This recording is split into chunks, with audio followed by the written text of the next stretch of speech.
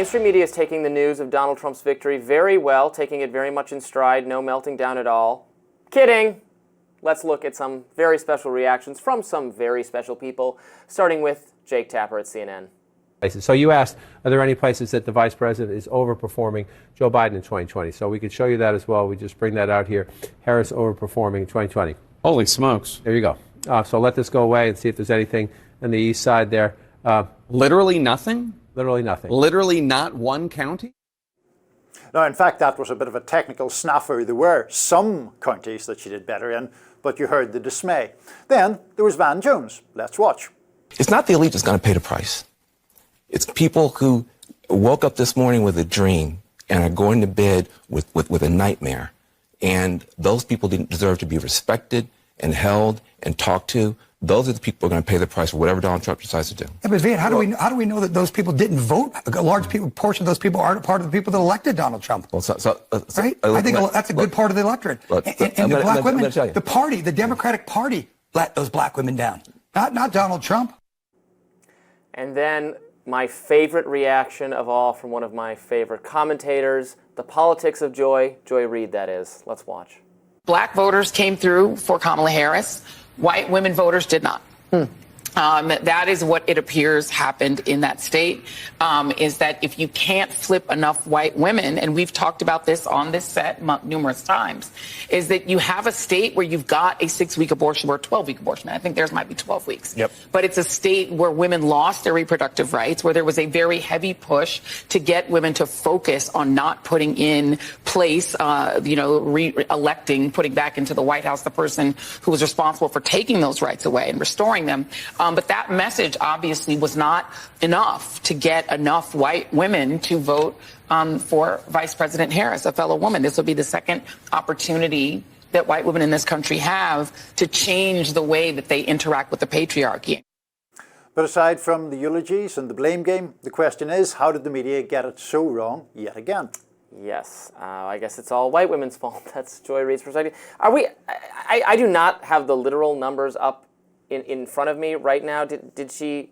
So he won white women? Is that what she's saying? I don't know if that's the. I don't want to say something that's wrong here, but I don't know if. My recollection is that the numbers didn't really change in white or black voters. They changed with Latino voters. Yeah. But I don't think they changed very much since 4 years. There was another clip of Joy Reid that I saw where she's saying, but Kamala Harris ran a perfect campaign. She had the endorsements of, Queen Latifah, who doesn't usually endorse people. I'm sorry, the Queen Latifah endorsement was not enough to put her over the line. No. A lot of coping going on. And now, so with that map that Jake Tapper put up, that was showing state. I believe it's the case. That was showing states where she overperformed Joe Biden. There's no state where she did better than Joe Biden, which is itself a very damning indictment. I think there are a handful of counties where she did do better. But no matter what way you look at it, this is a very underwhelming result for an underwhelming candidate, and the media, I'm sure, is going to be searching for explanations for why that is. I think a lot of the people we just heard from are not going to necessarily arrive at the correct explanations. I am expecting to see some knee-jerk blaming of Russia. I bet Russia's going to come in for some blame with the bomb threats being called in yesterday that had been alleged to be of Russian origin. I have no idea if they're of Russian origin. They might be. I don't necessarily trust the people who say that everything is Russian origin to be correct about this, but they could very well be correct. I'm not ruling it out. I don't know. I haven't looked at it closely. Now the polling, the voting in those places where there were bomb threats then got extended and continued later, and so that the idea that swung the election is just patently ridiculous. But I'm sure we're going to hear it. Yeah, the media issue is interesting to me because one of the fundamental big picture problems, I think, is an erosion of the difference between people who are reporters and people who are commentators. If Joy Reid is on as a left-wing commentator, she can say whatever she likes as long as it's intellectually honest. For my money, it gets a little bit too much into just the standard Democratic Party line. Jake Tapper is in a bit of a different category in that he's purportedly a straight news anchor, pretty dismayed by that map, even if it was not actually literally right, and you could hear his shock on that. I think that one of the problems here is this sense that there has been a breakdown between reporting and opinion. And so it's quite jarring for me sometimes I turn on MSNBC on election nights because I think Steve Kornacki is the best of those guys with the big board and the data and all of that. And he's very, so far as I can tell, he's very, very rigorously down the line. This is what these numbers Well, John King's the same way. He is, yeah, absolutely. And that's the purpose of data, right? It's not really susceptible to partisan meddling in the same way. But then you go from those guys to these extremely partisan panels or cheerleading kind of panels, and it's like, oh, hold on, are we getting the news information here, or are we getting the gloss that has been put on the news? And, you know, I'm sure we could look back on footage from elections when Republicans have fared badly and see Sean Hannity or whomever say the same thing. That's a good point. When I'm making my broad criticisms of CNN and MSNBC, I'm not actually criticizing Steve Kornacki and John King. The people doing the data processing are doing a highly good job. They're doing an accurate job. It's the commentary, and increasingly there has been a divergence. CNN has gotten a lot of criticism from Republicans, from Trump, from myself, from other people on the show for years now. I have been watching more CNN lately, and they have been. I have to admit this. They have been making an effort to include more conservative diversity of perspectives, and not just your anti-Trump, reflexively so anti-Trump they might as well be Democrat conservative. You know, Nicole Wallace counts as a Republican on the MSNBC side. That's nonsense. Liz Cheney type people. CNN has had Scott Jennings featured prominently as someone I play clips of a lot, who I think does a very good job of representing and explaining the conservative perspective. They've had some panels recently with some that got spicy, that have been discussed, that spiciness discussed on this show, the Ryan Jerdusky episode, that kind of thing. But, kudos to them for trying to actually foster debate. Maybe they saw what we're doing over on Rising, and they got a little bit jealous. So you never know. They've been doing. You can always win praise from me by changing tactics. I've really enjoyed what they're doing lately. I do think that it'll be interesting to see what they do now once Trump gets back in, because to my mind, where CNN lost its way wasn't really about whether it had a liberal perspective or not. It was that during the Trump presidency, to my mind, it got sort of drawn into this kind of trolling thing where they were just poking at everything, and everything was the biggest outrage that had ever happened in the history of civilization, and you inevitably lose credibility that way. And it just reminds me, a couple of years ago I read this interview, and I wish I could remember who was being interviewed, but they were friends with Chris Rock, of all people, and they attributed to Chris Rock this comment about the media and Trump, that if someone robs 9 banks, you shouldn't say they robbed 10, right? And his point was that there is plenty in Donald Trump's record that is legitimate, subject to very strong criticism, whether it's a whiff of authoritarianism or just kind of crazy behavior. But by going over the top, or by treating even Trump at times unfairly, when there are plenty of fair things to criticize him for, you then lose credibility.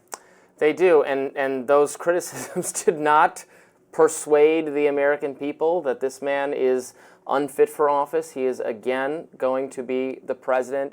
I think the reality of that has not necessarily sunk in because we're very sleep deprived, and it's still very fresh. I'm not surprised by it at all. I hope no one mistakes me for thinking like, oh, this could have happened. I never said it couldn't happen. I said it was a 50-50 chance, and there was a lot of indicators that it would happen. And so here we are. It is a remarkable comeback, probably the biggest comeback in political history since at least Richard Nixon, and maybe this is even more impressive than what Nixon was able to pull off. I hesitate to use the word impressive because of what preceded it in terms of what we talked about at the top of the show. But like as an act of political resilience, of course I get the point. I just think it's troubling. This is like you think it's something to be I'm not. celebrated. No, I'm not. I'm not. I'm saying this just from a standpoint. I'm just marveling at what this man was able to achieve. Agree or disagree with what he's trying to do, but against such headwinds of the entire elite media, the actual investigations, criminal indictments, attempts to remove him from office, attempts on his life. They almost killed him a few short weeks ago. This is like if Napoleon came back from exile and then won the Battle of Waterloo. This is I'm increasingly, maybe I'll do a whole radar on this, the great man theory of history. I think at this point, Trump is a once in 100 years figure on the world stage, who has changed the course of human history and political destiny in ways we are only beginning to understand. I think it's him. I think it's not necessarily Trumpism or the ideology or like surrounding factors, because so much of it just has to do with him, because he can change what the policy is. He can be like, we're banning TikTok. No, we're not banning it anymore. National abortion ban. No, stop that. That's unpopular. Be quiet, social conservatives. We're not doing that anymore. He can rewrite the policy playbook. He can do what they love him. It's not an agenda as much as there is an agenda attached to it. I won't say it's no agenda, but it is mostly about him. He is compelling, and he has achieved something that only a handful of uniquely charismatic, powerful, influential humans have achieved in the course of our history. That's my view at this point. I think a lot of people on the left would agree with you that he has rewritten the rule book, and maybe even agree with you that he's a once-in-a-century figure. I think they would take a lot less of a laudatory tone about that, and a lot more like, it is terrible that he has incinerated so many guardrails and norms and has been re-elected after all the conduct that we talked about. Well, that is our post-election show. We are exhausted, so sorry if we look and sound terrible, but we're doing our best. There will be much more commentary to come this week. We are only beginning to process what happened, your votes, our votes, to choose the next president. Thanks for watching. Be sure to like, share, and subscribe so you never miss any of our content. And for those of you who like to listen while on the go, we're now available anywhere you listen to podcasts. Niall will be back with me tomorrow, I believe. Looking forward to it. We'll be doing it again. Thanks so much. See you then.